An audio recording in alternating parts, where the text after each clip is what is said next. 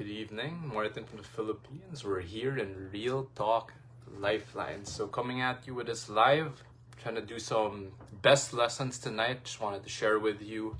So I'm trying a different setup here because I need my hands for this live.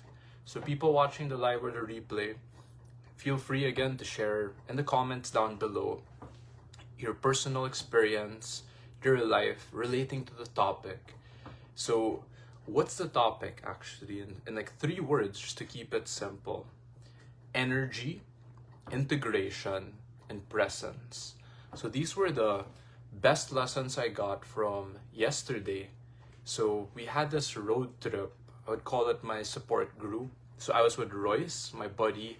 We were training very closely with Coach Bam Santiago last year. And that's why I call him my buddy, the buddy system we went through. And then MJ, who came all the way from Bulacan. So just so people know, that's up north, and I'm here in Muntinlupa, which is down south, borderline Cavite area already, which is the southern provinces. Bulacan's up north. So that's a long way. And then there was also Mavic, who actually came from, or she's from Bicol area, so that's really way down south. Mavic, so thank you for watching live. I'll be sharing best lessons from yesterday, our experience yesterday. So I was in a call, I was sharing with Royce because he also wanted to process best lessons. So I'm just sharing with you the best stuff, the key takeaways from it. So let's get to it. Number 1, the first lesson, energy. So I'm just looking at some notes here. So Royce and I, if there are ever some terms, I'll try to simplify and translate it in simple terms, right?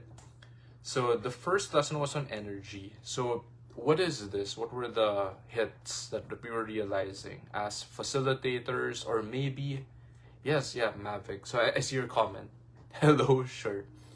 So as facilitators in training, now this can also apply to anyone who's a trainer, a coach, maybe you're a leader in your life in just some other area. You have your own kid, you have a team, etc. So it might be applicable for you still. First lesson is an insight on enrollment. So energy, what is this? In order to have a breakthrough, it requires energy. So this one really hit me because I tend to be a low energy, laid back person. And I really realized this yesterday when they were replaying videos or lives. And Royce, my buddy, he tends to be the high energy guy. So I'm not the peppiest cheerleader. I'm not like the, oh my God, like that. I'm like, man, I sound like, and I heard a comment before that I sounded like a stoner or someone who talks slow. So that was very apparent when I was right next to a high energy, fast paced, or you get the idea already. So for a breakthrough to happen, it requires energy. So we don't have to necessarily copy paste or mimic another person. So my realization is the times when people were convinced, persuaded, so these are simpler terms of enrollment, it's because the person had a high energy. So quick example, last night, we were getting hungry. The hungriest one was Royce. And when we wanted to have a late dinner, this was around 10 p.m. already, 9 p.m. He found this Hainanese chicken place. And Mavic, can you comment the name below? I forgot the name of the Hainanese chicken place. Yun, hyper in some aspects. So Royce, his energy came in the form of hunger. Now the underlying, like the context beyond that is he just had a lot of enthusiasm. Why? What's a clear example? He wanted to eat in this, I think it was Thiong Baru, something like that, this Hainanese chicken place. So he just said, I really love this place. Oh, you know, my girlfriend, we had a really good experience. Oh, you got to try the Hainanese chicken, all this. So you could already feel like the hyperness behind it. Well, he really was hungry, to be fair. 9 p.m. we're having a late dinner and we're hungry too. So his energy carried on into enrollment or persuaded us. So it came in the form of enthusiasm, uh, again, hunger, literally. It doesn't even have to be that deep, right? Like, I'm gonna share with you my mission and my purpose in life. For Royce last night, he was just hungry. And he's like, you gotta try this place. It's so good, the Hainanese chicken. So his energy convinced us. So you could use that in enrollment. A really good realization was Royce and I, who were facilitators in training. So Coach Bam, he would keep telling us last night, check your state, your energy. He meant that. Because imagine if I wanted you to sign up for a course with me. Let's say I'm going to teach you gun safety, right? And I go, hi guys, there's this amazing course on guns and I'm going to teach. You're going to fall asleep. So if I there's a way to be authentic. If I go, 10 years ago, guys, I designed this course. It's called Introduction to Guns. You can look up Gun Basics Philippines. There's a page on Facebook. You can check out the reviews, the testimonials of past students there. Guns were a passion in my life as young as 13 years old. You know, I own guns legally and I train people. I went through firearms training myself and I want to share something I love with you. So you could feel the difference there. Mavic, I could see your comments on the Hainanese chicken. Hainanese, I think. Hainanese chicken. So it was soy, or I forgot the flavor exactly. The broccoli you got. So it was good. The food was good. And to keep the long story short behind, energy, Royce, and how he convinced us. Another key lesson on energy before I move to the next two. So again, just three key lessons tonight I'm going to be sharing with you: energy, integration, and presence. So the last point on energy is the person, Roy said this line when we were talking earlier, we had a call, the person with the highest energy wins. And I heard this before. So if you have that annoying kid or hyper kid who's like, they want this toy, they want this game, you already know who's going to win that conversation. Because the energy will just overpower you. Now, I mean that in a good way. Obviously, if someone comes up to you like a kid or a teenager and they want drugs, you don't necessarily just give in to bad behavior, right? So the person with the highest energy usually wins. They convince the other one. And I saw this as very true, especially when I started in 2014 in the life insurance industry, because this is sales work. And yeah, the best salespeople, they had high energy. They were so, I wouldn't say incessant. The term is more like perseverance. They were relentless. Their energy, never give up. And then eventually you'll just say yes, because they never gave up. So that's the person with the highest energy wins. Key nuance lesson that I shared there was coming from a person, me, who tends to have lower energy.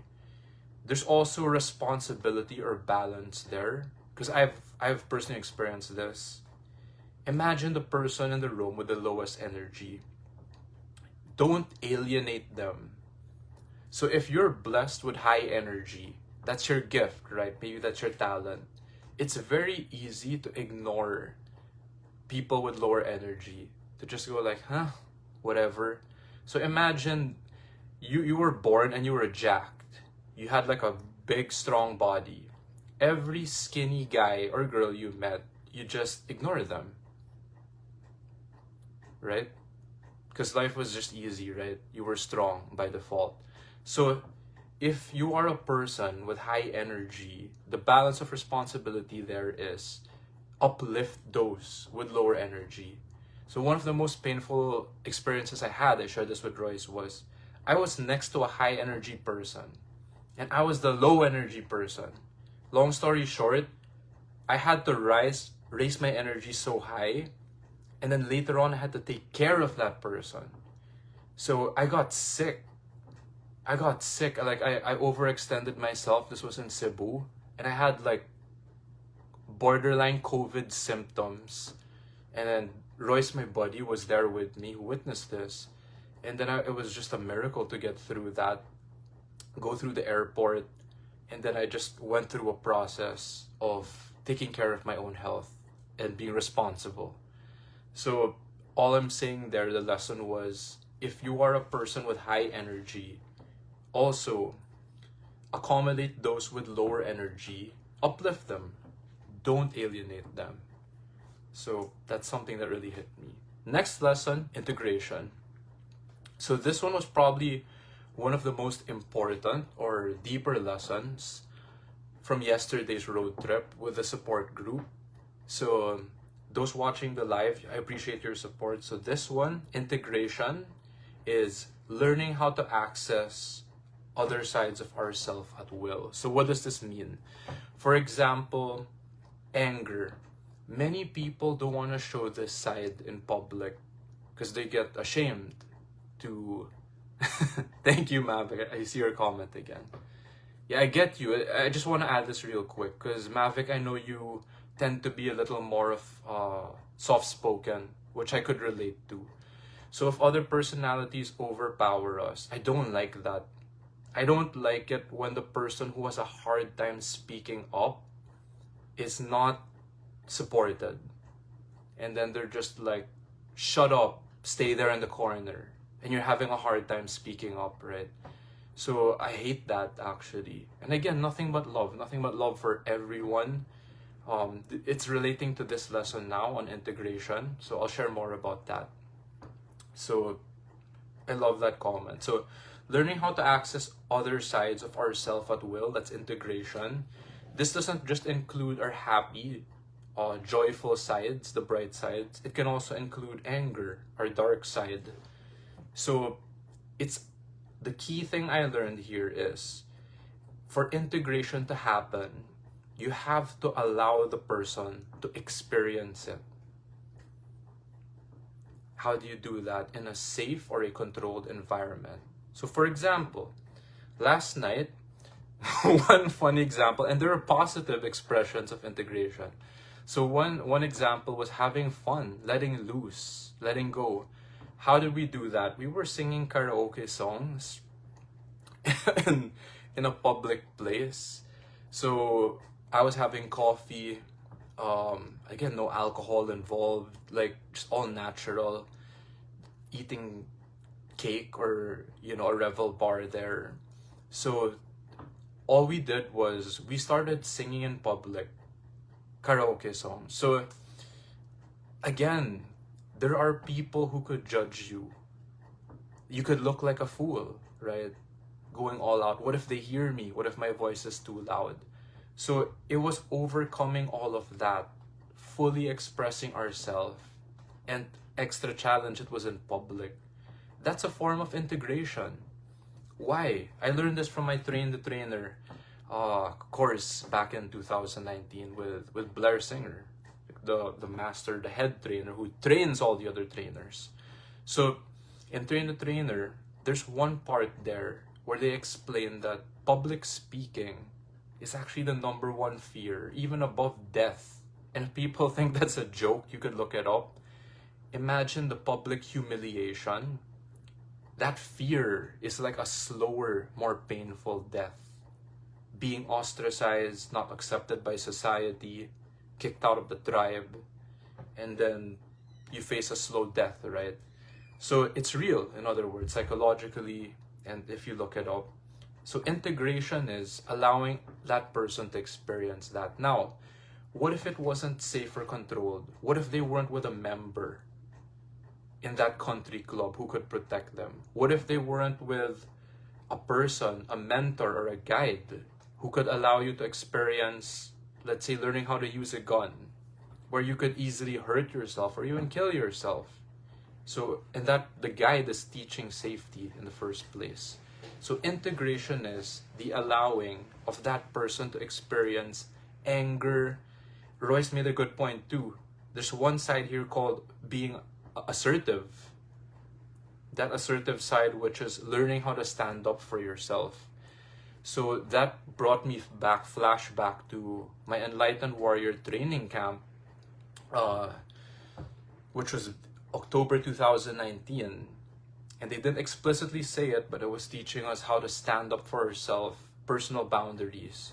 And I opened up yesterday with the support group that, I had an encounter. The first time I was sexually assaulted in a public restroom.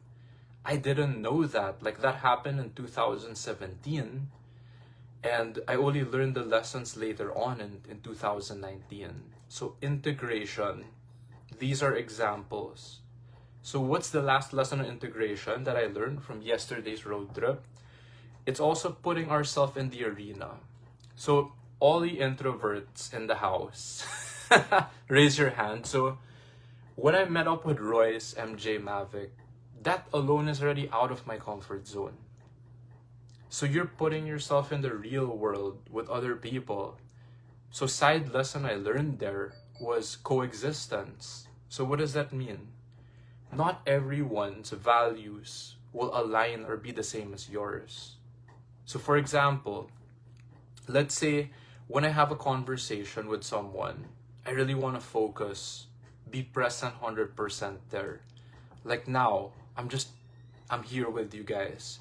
So I don't like background music. I don't like multitasking, like apps on the phone buzzing or alerting. I don't like that, because this is how I try to be there 100% in that moment. So don't worry, Mavic. So yeah, I see your comments.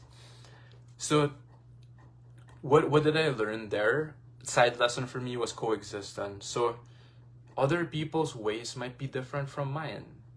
And with the help of Royce, my buddy, he was also helping me see different perspectives and also how to handle it. Because I don't know how to handle all situations all the time. So integration is another form of that.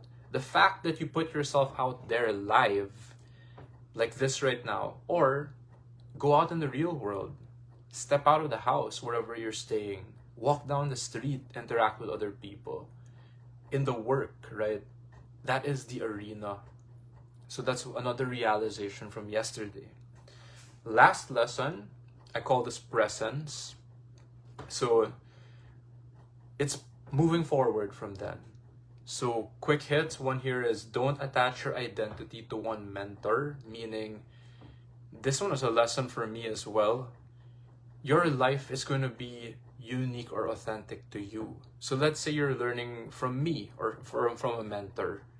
I'm not the only person who you can learn from, because there are going to be other mentors or sometimes even other experiences that will teach you, not just me, right? So what if I'm not here anymore? What if one mentor isn't there anymore? Then what are you going to do with your life, right? With my life. Then the last lesson that hit me here on presence, this is the big one that hit me. So you cannot experience and analyze at the same time. So this is what I'm sharing. So I'll read this quick comment from Mavic. Coexistence, right? Respecting each one's identity. So that was a challenge yesterday, Mavic, that I had to experience in the moment. And only now I'm like processing and realizing it after, right? This is the day after. Which leads to this. The last point on presence. You cannot experience and analyze at the same time. So what does that mean? When I'm there being fully present in the moment, I can't do this live and process all these thoughts, right? And these realizations becoming more crystal clear. When we experience something, it's experience, the heart, right? Being there in the moment. Then after, you can process it, you can analyze. This is why I'm doing this live, like the day after. Imagine if I was explaining, right, in the moment how karaoke works, instead of just being in the moment and singing, right? It doesn't work that way. So, and this is me. Like, if people are like, Martin, one last example.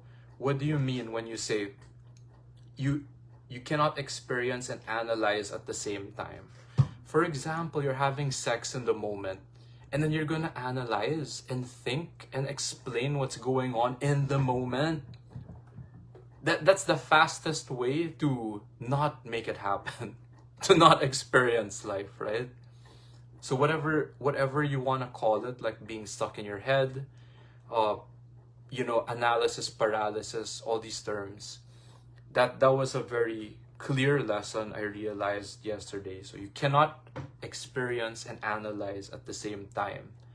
So again, whether you're like skiing, you're surfing, riding a motorcycle, experience it, just be there in that moment, experience it fully. You will be able to analyze or process it after, which is why I'm doing the live. So both are equally important, I guess. Living in the moment. There was, I guess, a philosopher who said that, right? Like the unexamined life is not worth living. So we experience, we live, and then we also have examination, or we analyze our life 50-50, like one side and the other. So those are the best lessons I got from yesterday's road trip. So that support group, I love you guys. Royce, MJ, Mavic, they gave that surprise birthday gift to me. But the thing I valued most was actually your time, quality time, just being there, what we experienced together. And then even waking up like when I woke up today, and I had that bangungot moment, right? Like, I felt like, wow, what's going on? Is this COVID? I'm just kidding. Like, my head's getting heavy. I can't breathe. I felt like, am I gonna die like this? So, and yeah, I'm just, in all seriousness, I really felt it. There was a moment, right?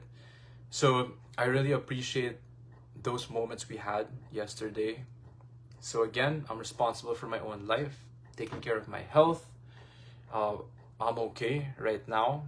Just doing this live to share with you the best lessons from there. So last thing before the live ends, normally I ask people, comment deep dive if you want help, you want to reach out, do a one-on-one with me.